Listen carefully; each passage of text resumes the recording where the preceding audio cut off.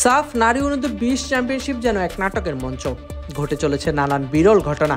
Bashundhara Kings অ্যারেনায় চলমান এই tournament আজ যেমন এক ম্যাচ হয়েছে দুই মাঠে। গত আসরে ফিরে তাকালেও পাওয়া যাবে এক নাটকীয় গল্প, যেখানে মুখোমুখি হয়েছিল ভারত ও বাংলাদেশ। আজ ঢাকায় বৃষ্টি হবে এমন পূর্বাভাস আগে থেকেই ছিল। তুমুল বৃষ্টিতে বসুন্ধরা কিংস অ্যারেনায় ফুটবল খেলা প্রায় অনুপযোগী হয়ে পড়েছিল।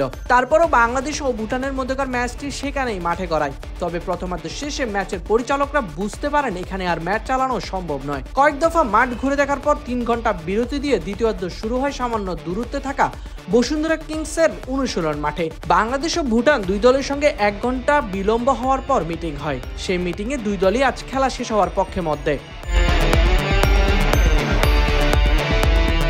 ম্যাচটির প্রথমার্ধের পর অফিসিয়ালদের হাতে ছিল 3টি বিকল্প।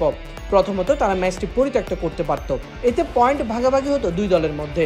দ্বিতীয়ত, ম্যাচটি আগামীকাল আবার যেখানে থেমেছিল সেখান থেকে শুরু করতে পারত, কিন্তু চলমান টুর্নামেন্টের প্রতি ম্যাচে এক দিন পর হওয়ায় সে সুযোগ ছিল না। তাই তারা তৃতীয় বিকল্পটি বেছে নেয়।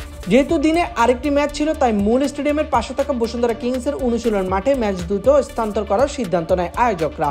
ফুটবল ইতিহাসে এমন মাঠ বদলের ঘটনা আছে কিনা বা ফিফার আইনে এমন সমাধানকে সমর্থন করে কিনা তা নিয়ে প্রশ্ন রয়ে গেছে।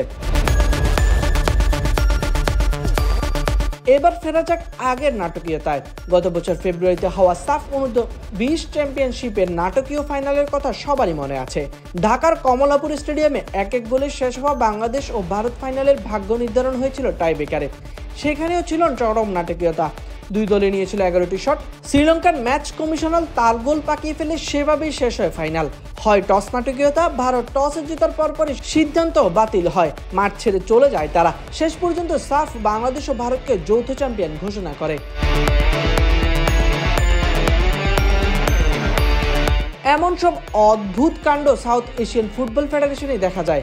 বারবার ঘটে যায় চমকপ্রদ সব ঘটনা। কাকতালীয়ভাবে এসব ঘটনায় জুড়ে যায় বাংলাদেশের নামও।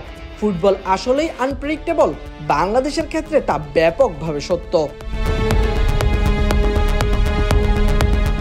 সাইদ ইবনে শামস, বিডি স্পোর্টস টাইম।